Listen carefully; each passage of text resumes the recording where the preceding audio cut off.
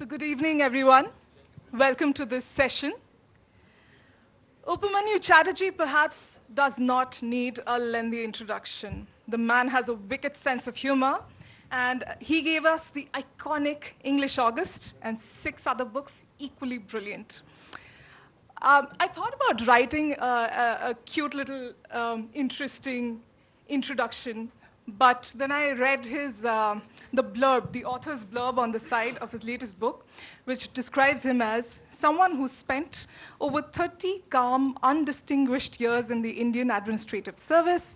During that time, he wrote 6 novels when no one was looking. So we'll start off with this. You're coming here from Sri Lanka.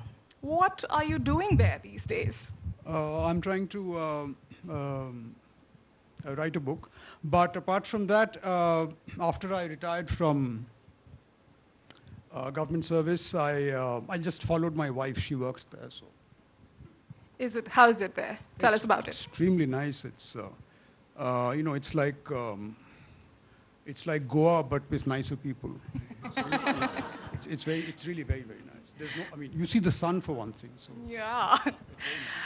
You've often mentioned in the past that you wrote in school plays, and that's how you started off with your craft. You obviously also went on to become a professor in DU for a very short stint before going into joining the civils. What was it that made you join the civils, and how much did you prepare? I could answer in a monosyllable, or I could, take up 1 hour. You're speaking of, it's really a long, long time ago. Is that a cat? Oh, hi. It's a cute little baby. Yeah, no, she's getting bored now. I'm sorry, yeah. Yeah, poor thing. There was nothing you could do except sit the IAS exam. There was no NDTV or CNN, IBN, there was none of that. So you actually just became a lecturer, or you went abroad to study. If you were a science type, you did get a placement. Or you sat the UPSC. And I was teaching, and teaching was nice because, no one paid any attention in class. You didn't prepare for classes. It's actually quite nice. But what's it called? Ad hoc? Temporary. It was one of those appointments. And I went to the principal. Do you really want to know all this? Okay. I went to the principal and I said, I want some leave because I'm sitting for the UPSC. And he said, had you told me that, I wouldn't have hired you. And I said, it's the other way around. I'm not saying that you just tell me, but if you hint to me indirectly that this will become a permanent appointment, then I won't sit the exam. To me, it seemed a very sort of logical thing. He just asked me to buzz off. So he gave me leave without pay, and then I sat UPSC because otherwise I would have been jobless. So. Was it hard? Were the exams? Oh, it was horrible. It should be, I think, the world's toughest exam. It couldn't have become simpler. It's a horrible exam. It's very, very tough. And it's just, I still remember, because I have this phenomenal memory for the unimportant, write 100 words on the Indian Coast Guard. So, the Indian Coast Guard guards the coast. So that's what Indian Coast Guard guards. 7. And and you say that in 100 words. And then when you came out and you asked those, all those guys who actually study, I said, what was that about the Coast Guard? Oh, this is the 50th anniversary, you should have known. Anyway. All right, guys. They're leaving. Yeah. Oh, no. They're missing out. So we truly begin the session with that anecdote, and we go on to talking about Upamanyu's humor, something that has been there as a theme consistently throughout his work. And before we begin on that, I would like everyone to know the session is open to questions in the middle. If you think there's something really interesting that you would like to ask, and he will give a very interesting answer too, just raise your hand, and my colleague there will, not right now, yeah, thanks. So, sir, how would you describe the humor in your writing?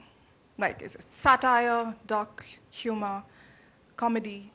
No, it's just, it's just a way of looking at things. That's it. And I find,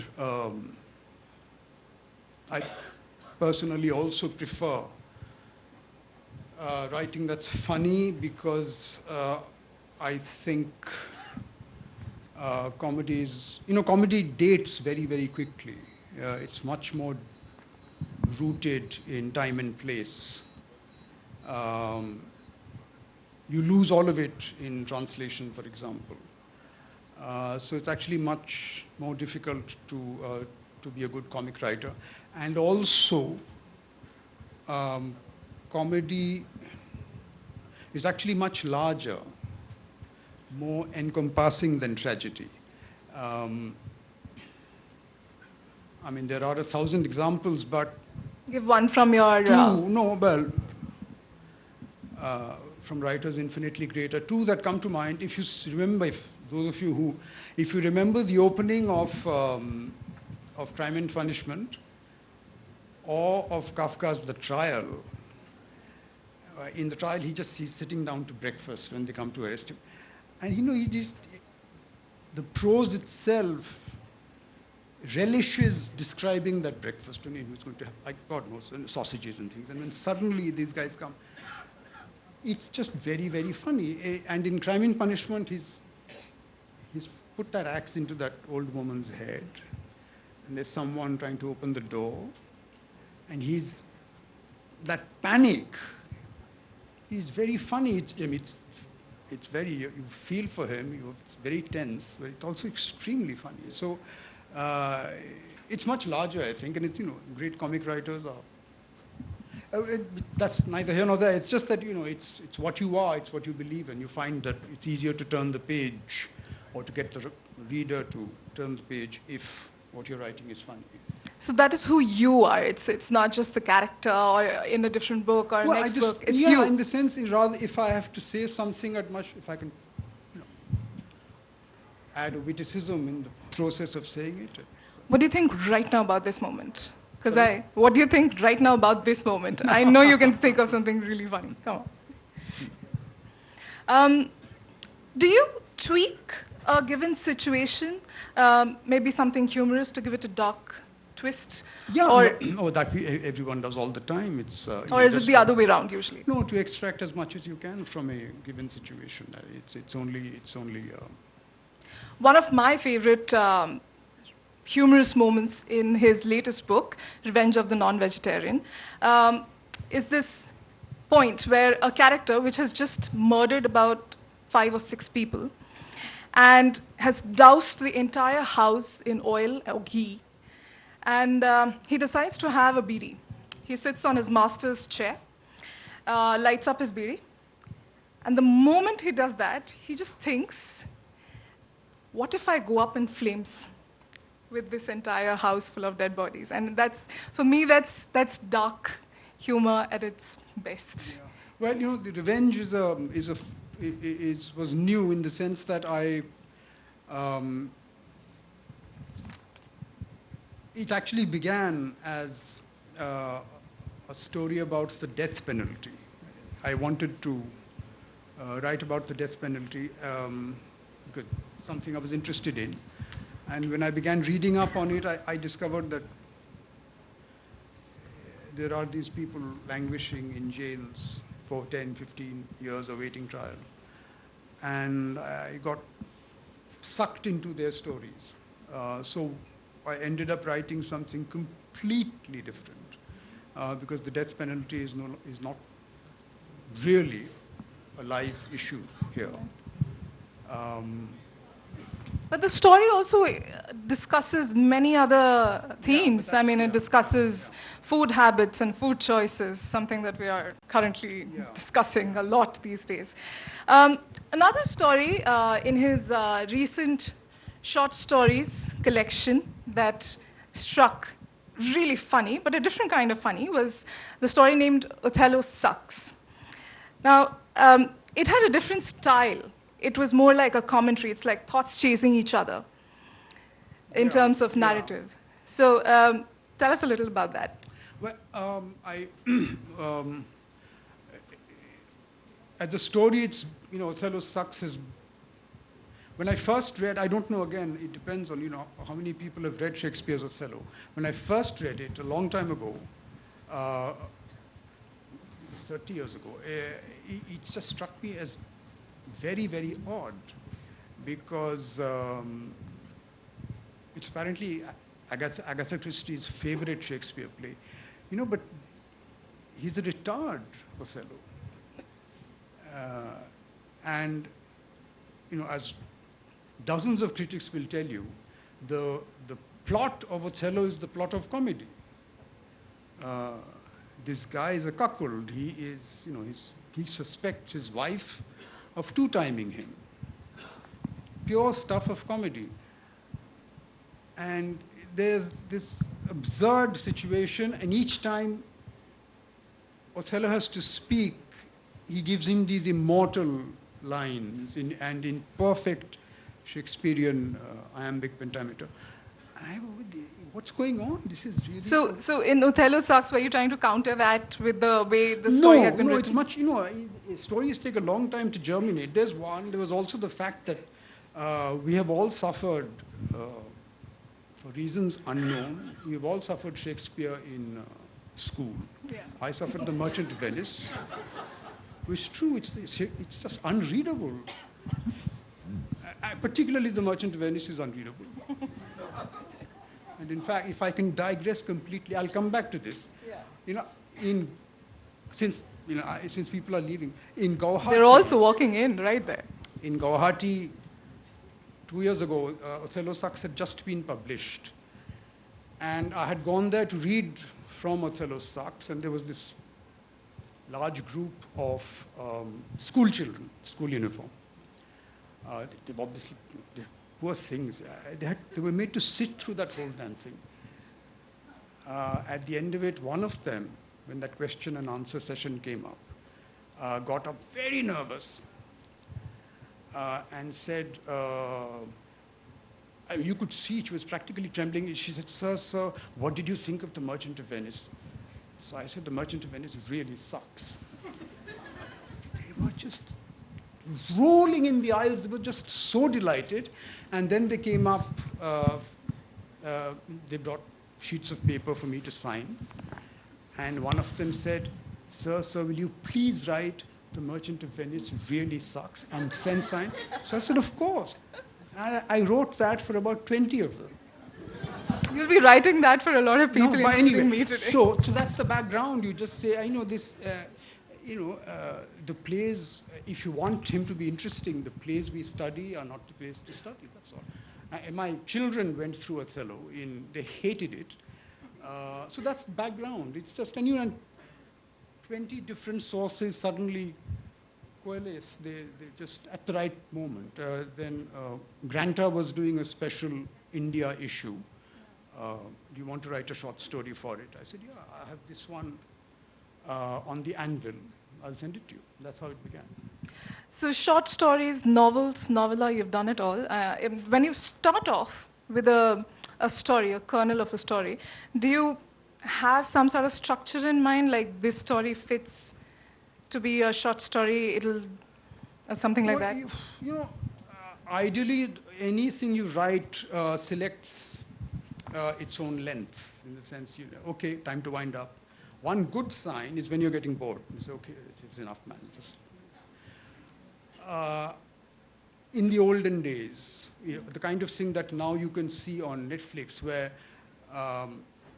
an episode, the length of an episode is determined by extraneous factors. So in the days when short stories were being published in all your, Rabindranath and Chekhov and Saki, when they were writing short stories, they were told, okay, give us something for 500 words, 700 words. So that determined your plot. Yeah. But when you're not doing that, the rest of it is determined by, okay, by the plot, by what you want to say. So some of them are 20,000 words, some mind-expanding stories like The Death of Ivan Ilyich by Tolstoy is very, very long. But anyway, so it's... What about the famous English August? I remember it didn't start off like that, right? It started off with something that, it's there in this collection of short stories, Killings in Madna. Yeah, you know, the Killings in Madna as a short story predates English August. And when I began English August, it actually began as a longish short story, and it just went on and on and on. It's been accused of being plotless, which is fine. I mean, I've had worse things thrown at me, but you know, it's been a long time. All right. Some of your characters keep revisiting your work often. There is Jamun from your second book. There is Agastya Sen from your first book, who keeps coming back. And very interestingly, in The Revenge of the Non-Vegetarian, there's Agastya's father who makes an appearance, and you don't realize it. And as he says, it's okay if you don't realize it, you'll still get the story. But when you're reading it, it's like you found something on a treasure hunt. You just realized, oh my God, this goes back. I've read something about him, but here I am reading something about him in 1949, right? So how does that happen? Like, you have characters in your head, and they keep aging, evolving, much after you've penned them down? Yeah, more or less. Sometimes you think that, especially for the short stories, that, oh, this would fit that kind of character. And if you use the same character, then you know, a bit of your work is done. You don't have to fill in background. In the case of Madhusudan Sen, it was just an added advantage to have the father reappear. But you created the son before the father? I didn't begin with, as I said, I didn't, you know, it wasn't a long short story about these characters. It was about the death penalty. Then everything changed. Right. And when I was doing it, I said, yeah, but you know, you would need someone to keep in touch with this. Who would be able to keep in touch with this group of characters? Or it's likely to be someone in the government, all that. So it's suddenly one fine day. So what is Agastya Sen doing right now? He is trying to avoid Netflix. Because, no, I kid thee not. You know, it's all over. So I can, 2 or 3 years ago, I got 2 separate offers from mysterious people, emails saying that we'd like to do a film. So I said, no, there's already a film. So, no, we'd like to do a film on Netflix. So I'm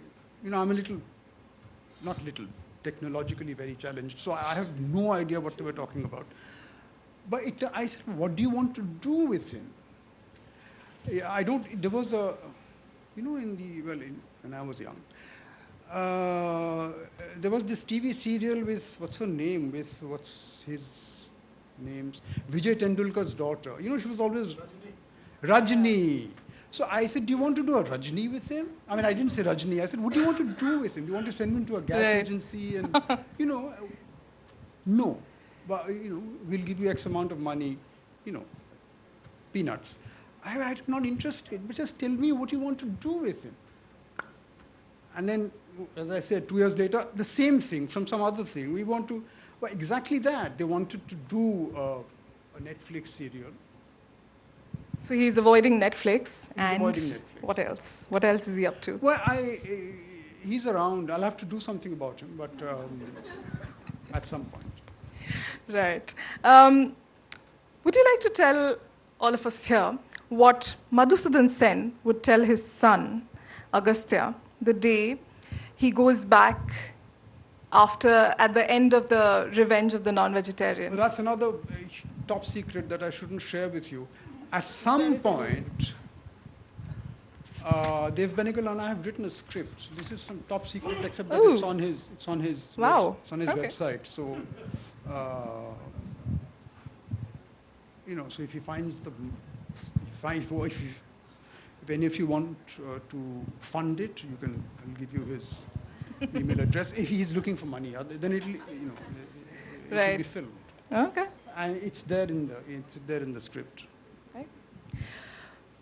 Moving on a little, do you consider yourself a Bengali Chile? Well, I'm a dislocated Bengali. I grew up in Patna. I was born in Patna. It's on my passport. I can't hide it.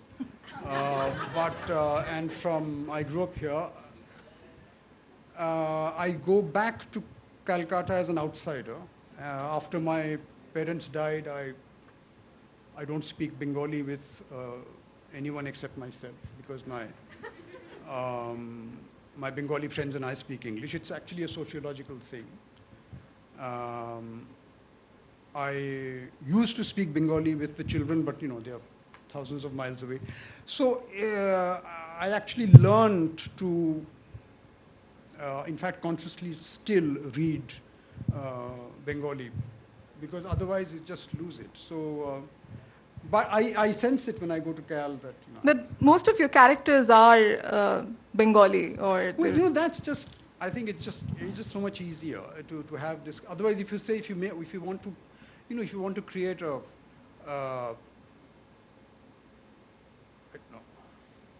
Someone in Hyderabad who's Telugu speaking, you'd have to work very, very hard to get that right.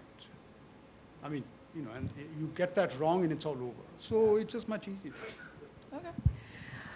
Moving on to, Agastya was first posted in Madna, deep in the sticks, as his friend calls it in the book. Where were you first posted? And what did you notice? What was the first thing that hit you when you were transferred? My first posting, it was then called Chanda, called Chandrapur. It's south of Nagpur. Now, of course, since 1960, part of Maharashtra, but then it was earlier part of CP, Central Provinces, and Berar.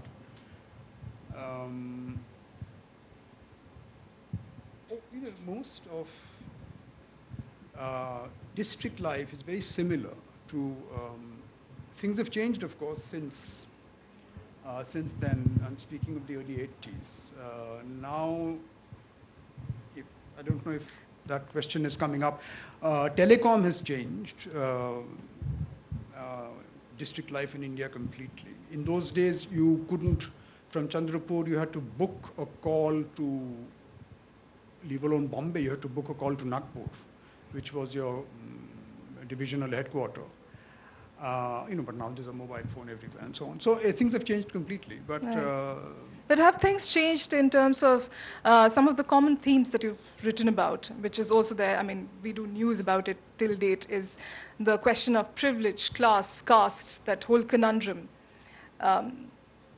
Was there some particular incident that happened that kicked off the stories, the Madna stories, and something that happened? Well, an anecdote, perhaps?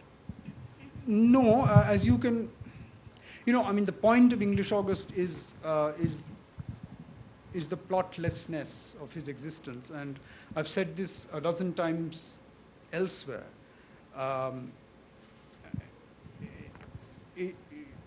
While writing English August, I followed a kind of policy of exclusion.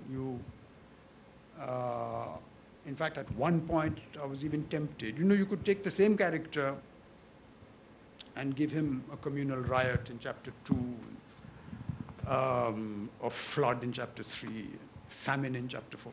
And at the end of it, he'd become Mother Teresa. You can do it. You can do it. But the whole point is not to emphasize his feeling out of place. So people who said that, it's not like that, I thought were missing the point. You must allow him that sense of futility. Because if he's actually going to rush off at 8 o'clock every morning in a jeep because he has family planning targets to meet and small savings and all that stuff, then it's a different story altogether. Thank you, sir. I also worked in civil service in a different way. I worked in telecom. Your first novel was very impressive. But the impression which it gave was that the officer is so terribly bored. He's just forced there to be working, and he's wasting his life there, maybe from the university to another jail. And that gave a very peculiar impression that maybe all civil service is bad. Now, I would like to ask you a question. What if the same character goes now to Chandrapur with the telecom and connectivity and all that? Will he be still bored, or will he try to improve situations? Thank you. Why should it depend? I don't think I have the willpower now to send him back. He'll be now in his he'll be pushing 60s. But it's related to your question about Agastya Sen's future. He is that phase of his life is over. And then why not send him to the film and Netflix for that? Please do that for me. No, the Netflix offer I can't take. It's just there's no control over what will happen to him. Just the question. So the related question to this, I've read English August and Memories of the Oval-Faced State. Now, for someone who has been in the civil service for like 4 decades, 3 or 4 decades of your life, and the way you write about the system, I mean, even I have tried to get into the system, administrative service. I've written it twice, but then the way you have, portrayed things, did you really face those issues while inside the system, or were you trying to, take a more satirical or, dark kind of a take on the system? I mean, how much of Agastya is you yourself, your own experiences in the field? I guess it's the classic question of, is Agastya you? No, it's obviously, both the Memories and English August draw upon personal experience. But personal experience is a huge, extremely wide canvas. The American novelist Henry James, one of my favorite quotations, anyone who writes fiction does not need to write an autobiography. He uses his own life. And by that I mean, for example, there's an infamous statue of Mahatma Gandhi in English August, being supported by a rod. That came to me. A batchmate of mine wrote me a letter from Assam, I think somewhere in the northeast. And I used it. And then he was outraged. He said, "You haven't even acknowledged it." So I said, "Yeah, what the hell? I didn't even think this was going to be published." Anyway, so it's what you draw upon from. Yeah, there's a frog who doesn't go out of his bathroom. I've had at least 6 people tell me, "Hey, but that frog was in my bathroom when I was training." So it struck a common chord. That's undeniable. But there is, to take the second part of your question, there is a clear, at least to me, it's clear, there's a clear distinction, dividing line between the Agastya Sen of English August and the Agastya of the Memories. In the Memories, it's just a vehicle for jokes. It's my funny book. Whereas, English August is really about the growing up of Agastya Sen. But in the Memories, you could use any character. He's just a kind of a foil. Things happen to him. He might be out of character. The Memories is a joke book. Another thing that's common through a lot of his work is he makes boredom, the sweet joy of being bored, the stuff of literature. And to touch upon what Sir pointed out, I think that's something very interesting, that it's okay to be bored. Very few people today, I know I'm perhaps part of a generation which just constantly feels the need to do something, keep ourselves busy, look at your phone, check this, do that, something else. just to sit back, relax, and do some gecko gazing. That's there. Well, I think boredom is a fundamental human condition. I mean, you can't. The fact that I don't think a mobile phone can prevent you from being bored. Is Upamanyu Chatterjee bored right now? Not yet, but, Okay. but it's. And boredom is, in fact. What do you do? What do you do when you were bored? Like ceiling fans? That features a lot in your character's yeah, life. Now it's just become a part of me. I'm just used to it. All right. Another thing which is a common theme is your character that is slightly deviant in nature, at times morally deviant, or some of the characters have been labeled by your critics sexually deviant, and why do you need to write about it? But you've never walked away from it.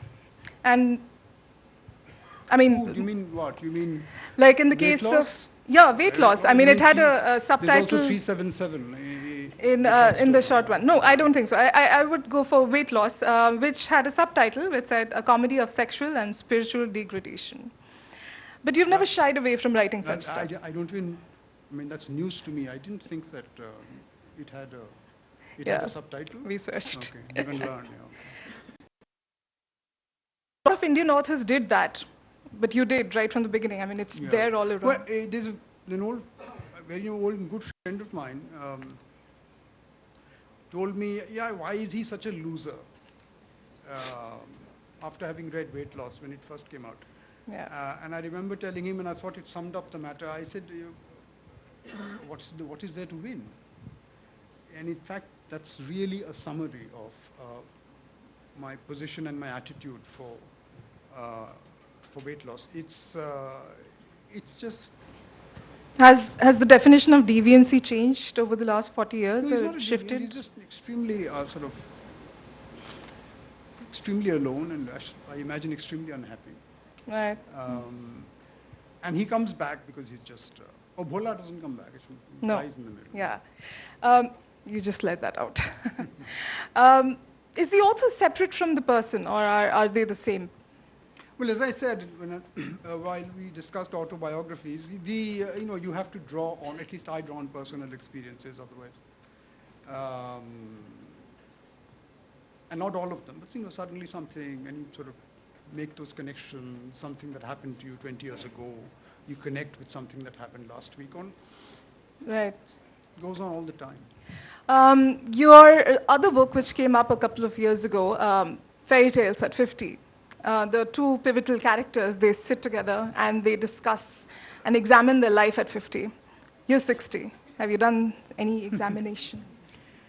Well, that too, it's part of. What did you find? If you, especially now when I've retired and I don't actually have to rush off to work, it's both extremely relaxing, and at the same time, that's all you're doing. You just sort of. In fact, I'm terribly busy. I actually. What are you doing next? I'm trying to finish a collection, of volume 2 of these stories, except that. I've done one, and the second story has just become this huge thing. So maybe it'll just come out as a book. I don't know. As a novel? Yeah, I'm trying. Yeah. Oh, right. Just the last one. I know it's like picking a favorite amongst your children, but which one is your favorite book? It's really picking amongst your children, I think. It's not... I like them all, obviously, but for different reasons. Or the one that you like the least, maybe, then? No, it's really... No? It's...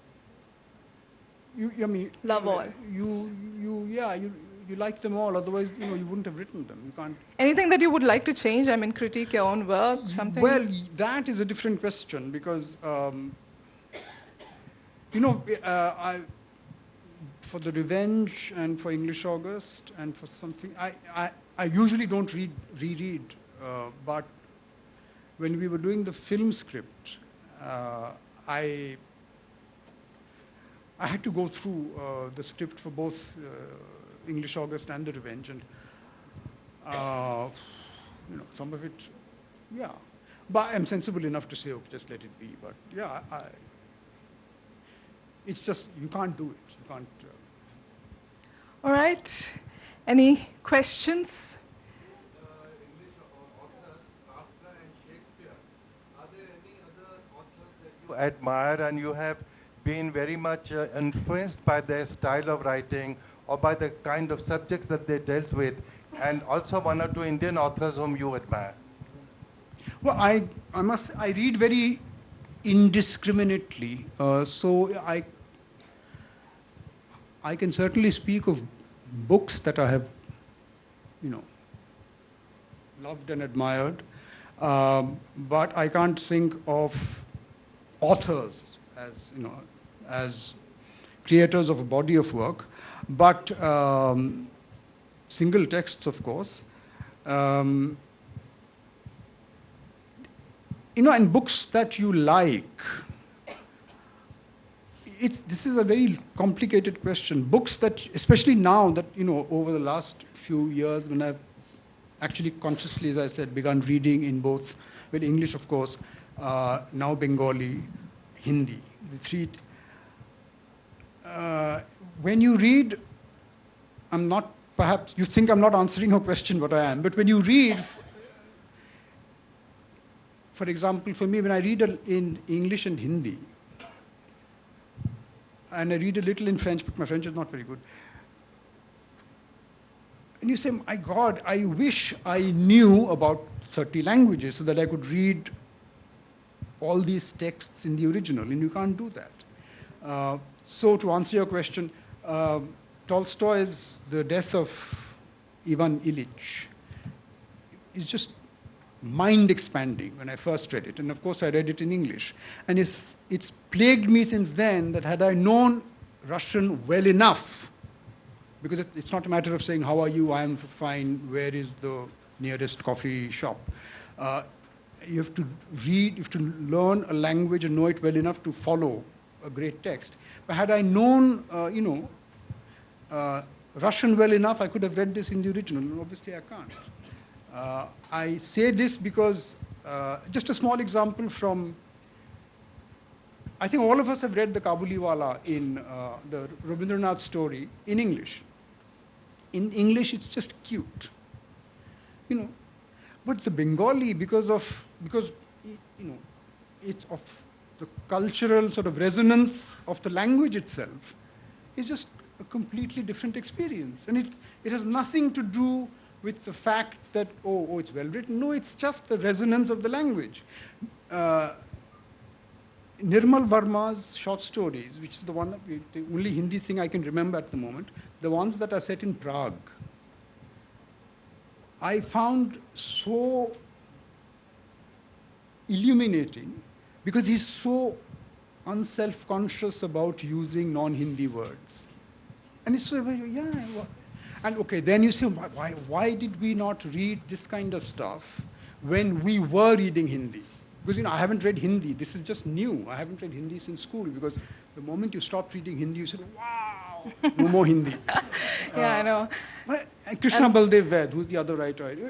So and I guess wish for us, if there's a takeaway at all, as Indians, we're just fortunate to know automatically almost at least more than two languages. You should just read in those languages. I mean, I read completely shamelessly with a dictionary. It's not as though because, Bengali, if you read, classical Bengali, it's bloody Sanskrit. I need a dictionary. So what? That's true. We should all, that's the whole point of being here. It's actually mind-expanding. You read them and say, my God, this is wonderful. And on that note, we would like to wrap up this session. For those of you who would like to get a book autographed, there's a... Let me. If you really want me to sign, I'll come. In Madras, this is several years ago, there was this session with some large fat guy. We were just sitting there and talking and things. And then I went out, had a tea, and someone came and said, you have to come and sign books. I'll tell you two anecdotes anyway. So I went out and signed books. The line was about 2 miles long. So I said, this can't be for me. And there were these two chairs. There was that large fat guy and there was me. And they were all for him. Apparently he turned out to be a giant. And you know, I'm so ignorant. It's Alexander McCall Smith. You know who's written this? Yes, the number one ladies detective. And okay, the second anecdote. Same thing, after the session, they said, oh, you have to go and sign.